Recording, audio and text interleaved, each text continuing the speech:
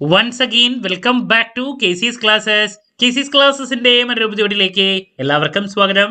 This is Kiran CS. Sree Narayana open university UG/PG 2025-2026 admissions ആരംഭിച്ചിരിക്കുകയാണ്. So ഏറ്റവും കൂടുതൽ കുട്ടികൾ ചെയ്യുന്ന BA സ്പെഷ്യലൈസേഷൻ കോഴ്സാണ് സോഷ്യോളജി. സോ നമ്മൾ ഇന്നത്തെ വീഡിയോയിൽ BA സോഷ്യോളജിയുടെ ടോട്ടൽ സബ്ജക്ട് ഡീറ്റെയിൽസും അതുപോലെ തന്നെ ഫസ്റ്റ് സെമസ്റ്ററിലെ സിലബസിൻ്റെ ഡീറ്റെയിൽസിലോട്ടുമാണ് കടക്കാൻ പോകുന്നത്. വീഡിയോയിലോട്ട് പോണേക്കാൾ മുമ്പ് പറയാനുള്ളത്, നമ്മുടെ സ്ഥാപനം ശ്രീനാരായണ ഓപ്പൺ യൂണിവേഴ്സിറ്റി UG/PG കോഴ്സസിന് ഓൺലൈനായിട്ട് അഡ്മിഷനും കോച്ചിങ്ങും പ്രൊവൈഡ് ചെയ്യുന്ന സ്ഥാപനമാണ്. കോച്ചിങ് നമ്മുടെ ആപ്പിലൂടെയാണ് വരിക. ലൈവ് അറ്റൻഡ് ചെയ്യണം നിർബന്ധമില്ല. എല്ലാത്തിൻ്റെയും റെക്കോർഡ് ഉള്ളതുകൊണ്ട് തന്നെ എപ്പോൾ വേണമെങ്കിലും പഠിച്ച് ഡൗട്ട് ഉള്ളത് ചോദിക്കാനുള്ള അവസരവും ഉണ്ടെന്നുള്ളതാണ്. അസൈൻമെൻറ്റ് സപ്പോർട്ട് നമ്മൾ പ്രൊവൈഡ് ചെയ്യുന്നുണ്ട്. സോ നമ്മുടെ ക്ലാസ്സിൽ ജോയിൻ ചെയ്ത് പഠിച്ച് നല്ല മാർക്ക് മേടിക്കാൻ താല്പര്യമുള്ള കുട്ടികൾക്ക് ഡിസ്ക്രിപ്ഷൻ ബോക്സിലുള്ള എൻ്റെ വാട്സപ്പ് നമ്പറിൽ കോൺടാക്ട് ചെയ്യാം. ഇനി അഡ്മിഷൻ മാത്രം മതിയെങ്കിൽ അതും അവൈലബിൾ ആണ് കേട്ടോ. ഓക്കെ, സോ നമുക്ക് എന്തെങ്കിലും സ്റ്റാർട്ട് ചെയ്യാം. അപ്പോൾ ഇതാണ് 4 year UG programme BA sociology. 3 വർഷം കഴിഞ്ഞാൽ നിങ്ങൾക്ക് വേണമെങ്കിൽ ക്വിറ്റ് ചെയ്ത് ഡിഗ്രി സർട്ടിഫിക്കറ്റ് മേടിച്ച് പോകാനുള്ള അവസരവും ഉണ്ട്. 4ാമത്തെ വർഷം നിങ്ങളുടെ കൺവീനിയൻസിൻ്റെ അനുസരിച്ച് പഠിക്കാൻ സാധിക്കും. ഓക്കെ, അപ്പോൾ നിങ്ങൾ 2ാമത്തെ ബാച്ചാണ് കേട്ടോ. BA സോഷ്യോളജി വരുന്നത് Sreenarayana open university 2024 syllabus onwards same syllabus ആണ് വരുന്നത്. അപ്പോൾ ആദ്യത്തെ സെമസ്റ്ററിൻ്റെ സബ്ജക്റ്റ് ഇതൊക്കെയാണ്. നമുക്ക് പോകാം. സോ ആദ്യം വരുന്ന സബ്ജക്റ്റ് ഇൻട്രൊഡക്ഷൻ ടു സോഷ്യോളജി പേപ്പറാണ്, കോർ കോഴ്സാണ്. പിന്നെ minor discipline course social formation in world history. ഇതാണ് 2 സബ്ജക്ട്സ് സോഷ്യോളജി റിലേറ്റ് ചെയ്തിട്ടുള്ളത് വരുന്നത്. പിന്നെ നിങ്ങൾക്ക് ഇംഗ്ലീഷ് പേപ്പറാണ്, ഇംഗ്ലീഷ് ഫോർ കമ്മ്യൂണിക്കേഷൻ. പിന്നെ മൾട്ടി ഡിസിപ്ലിനറി കോഴ്സ് എന്ന് പറഞ്ഞിട്ട് 3 സബ്ജക്ട്സിൽ ഏതെങ്കിലും ഒരെണ്ണം സെലക്ട് ചെയ്യാൻ സാധിക്കും. അതിൽ ഏറ്റവും കൂടുതൽ കുട്ടികൾക്ക് ഞാൻ സജസ്റ്റ് ചെയ്യുന്ന ഹിസ്റ്റോറിക്കൽ ടൂറിസം ആണ്, നല്ല പേപ്പർ അതാണ്. അപ്പോൾ ഫസ്റ്റ് സെമസ്റ്ററിൽ നിങ്ങൾക്ക് പഠിക്കാൻ ഉള്ളത് ഈ 4 സബ്ജക്ട്സ് ആണ്. Okay, introduction to sociology, social formation in world history, English for communication and historical tourism. ബാക്കി 2 ഉണ്ട്, അത് നിങ്ങൾക്ക് സെലക്ട് ചെയ്യാം. കുറച്ചും കൂടി എളുപ്പമുള്ളത് ഹിസ്റ്റോറിക്കൽ ടൂറിസം ആണെന്ന് മാത്രം. ഇനി സെക്കൻഡ് സെമസ്റ്ററിൻ്റെ ഡീറ്റെയിൽസിലോട്ട് കിടക്കുമ്പോൾ കളറൊക്കെ മാറി.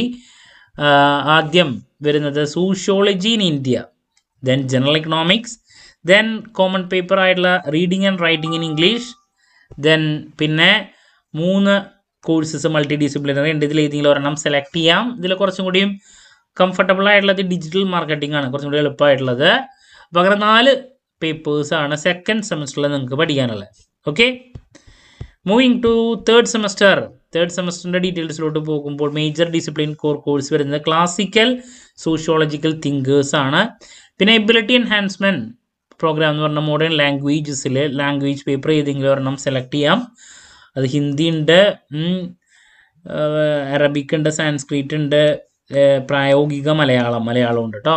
ഉള്ള കുട്ടികൾ മലയാളം തന്നെയാണ് സെലക്ട് ചെയ്ത് കണ്ടിട്ടുള്ളത്. പിന്നെ നമുക്ക് വാല്യൂ ആഡഡ് കോഴ്സസ് എന്ന് പറഞ്ഞിട്ട് ഇതിൽ ഏതെങ്കിലും ഒരെണ്ണം സെലക്ട് ചെയ്യണം. ഫിനാൻഷ്യൽ ലിറ്ററസി, അതുപോലെ തന്നെ technology and society, Mahatma Gandhi, democracy and development, ഇതിൽ ഏതെങ്കിലും ഒരെണ്ണം സെലക്ട് ചെയ്യണം കേട്ടോ. അത് ഞാൻ പിന്നെ സജഷൻ നൽകാം. ഇപ്പോൾ ആദ്യത്തെ 2 സെമസ്റ്ററിൻ്റെ ഞാൻ നൽകിയല്ലോ. പിന്നെ സ്കിൽ എൻഹാൻസ്മെൻറ്റ് കോഴ്സ് ഉണ്ട്. ഇതിൽ ഏതെങ്കിലും ഒരെണ്ണം നമ്മൾ സെലക്ട് ചെയ്യണം. Data analytics, Python for all, humanism and logic, then മൂക്ക്, ഇതിൽ ഏതെങ്കിലും ഒരെണ്ണമാണ്. പിന്നെ multi disciplinary course information security, social ethics, banking and insurance paper ഉണ്ട്. അപ്പോൾ ഇതാണ് ഈ ഒരു സെമസ്റ്ററിലത്തെ പേപ്പേഴ്സ് വരുന്നത്. പലപ്പോഴും നിങ്ങൾക്ക് multi disciplinary ability enhancement course എന്നൊക്കെ പറയുമ്പോൾ 2-3 ഓപ്ഷൻസ് ഉണ്ട്. അതിലേതെങ്കിലും ഇഷ്ടമുള്ളത് നമുക്ക് സെലക്ട് ചെയ്യാൻ സാധിക്കും.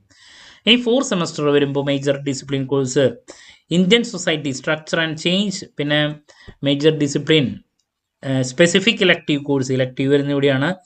റൂറൽ സോഷ്യോളജി വരുന്നുണ്ട്, അർബൻ സോഷ്യോളജി വരുന്നുണ്ട്. ഓക്കെ, ഇതിൽ ഏതെങ്കിലും ഒരെണ്ണം സെലക്ട് ചെയ്യാം. ഓക്കെ, പിന്നെ ability enhancement course Hindi, Malayalam, Sanskrit, ഇതിൽ ഏതെങ്കിലും ഒരെണ്ണം. മലയാളം ആണെങ്കിൽ ഇത് മലയാള സാഹിത്യം, കവിത, നോവൽ, ഉപന്യാസം, ആ ഒരു സംഭവം. പിന്നെ value added course Indian knowledge system, value added course. മറ്റൊന്ന് വരുന്നത് environment, climate change and sustainable development. Skill enhancement course ഇതിലേതെങ്കിലും ഒരെണ്ണം സെലക്ട് ചെയ്യാം. Learners can choose any one, മൂക്ക് 2 അല്ലെങ്കിൽ പ്രൊജക്ട് പ്ലാനിങ് ആൻഡ് മാനേജ്മെൻറ്റോ. 5th സെമസ്റ്ററിൽ modern sociological theory, sociology of religion, പിന്നെ ഈ രണ്ടെണ്ണത്തിൽ ഏതെങ്കിലും ഒരെണ്ണം, population studies, media and society, പിന്നെ മൈനർ ഡിസിപ്ലിൻ അതിൽ സോഷ്യൽ ഫോർമേഷൻ ഇൻ ഇന്ത്യ.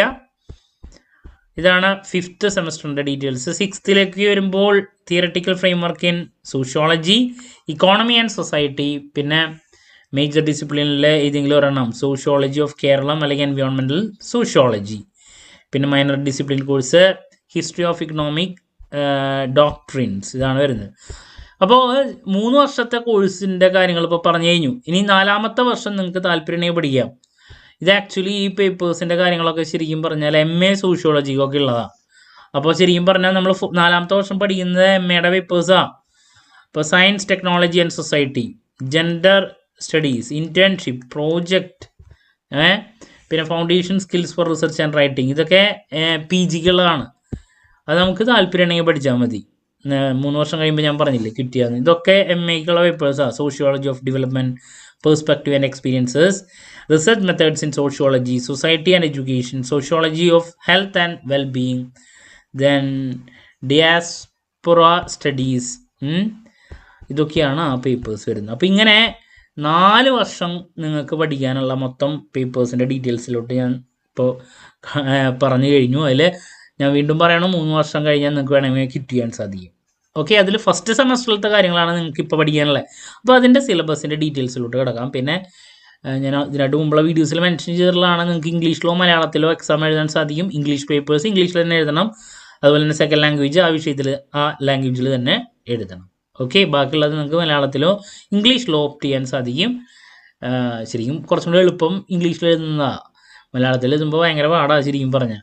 പക്ഷേ അതൊക്കെ നിങ്ങളുടെ താല്പര്യം കേട്ടോ, 2 ലാംഗ്വേജിലും എഴുതാം. അപ്പോൾ ആദ്യത്തെ major discipline core course introduction to സോഷ്യോളജിയുടെ സിലബസ് നമുക്കൊന്ന് കാണാം. ഇതാണ് വരുന്നത്.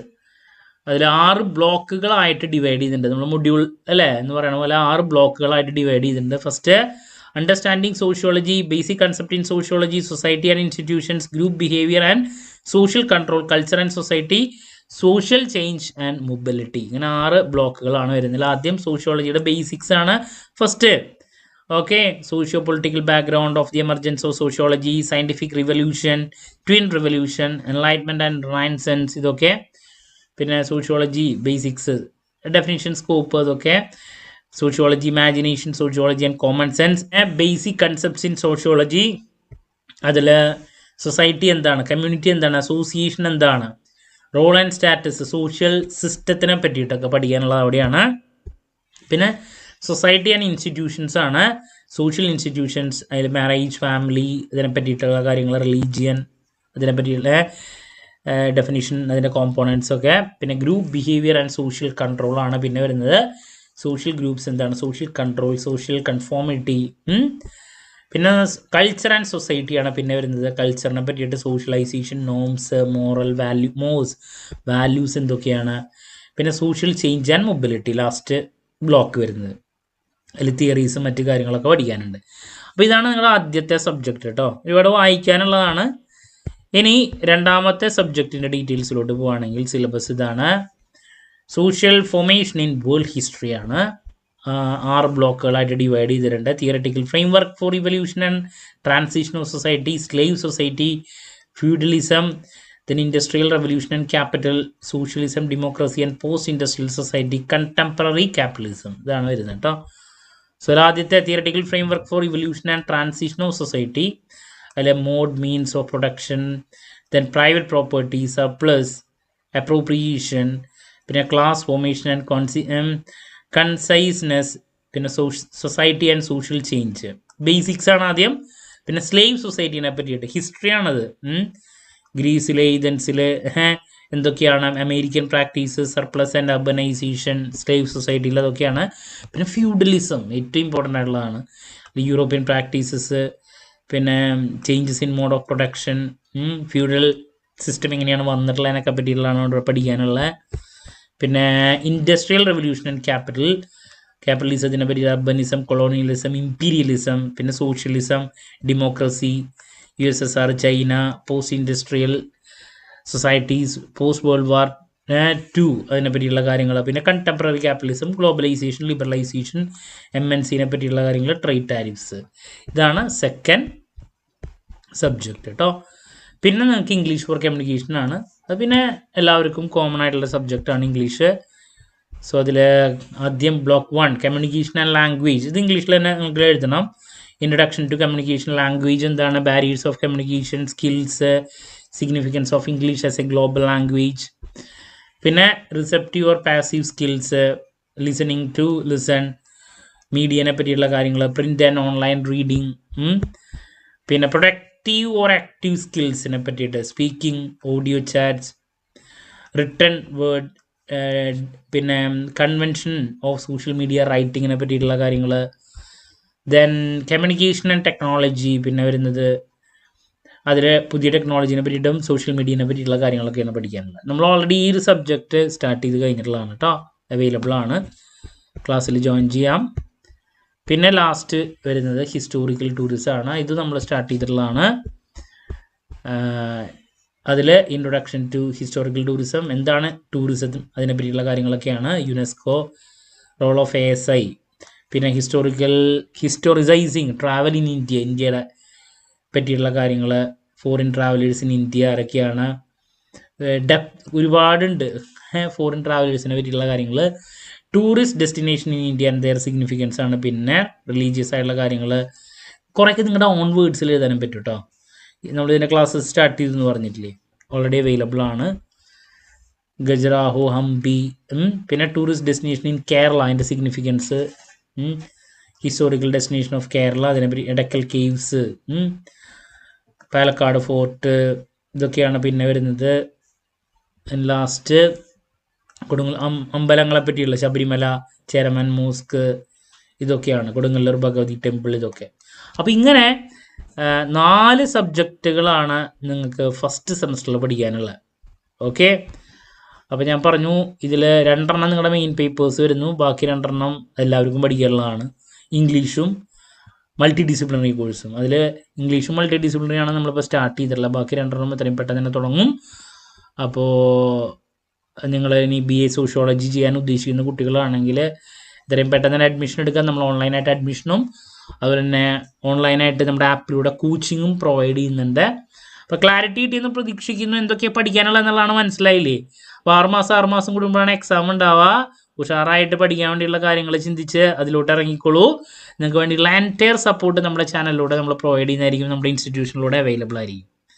എന്ത് ഡൗട്ട് ഉണ്ടെങ്കിലും കമൻറ്റ് ചെയ്യാനുള്ള മറുപടി ഞാൻ വീഡിയോസിലൂടെ നൽകുന്നതായിരിക്കും. മറ്റൊരു വീഡിയോയുമായി വീണ്ടും കാണാമെന്നുള്ള പ്രതീക്ഷയോടെ നിർത്തുന്നു. This is Kiran CS signing of.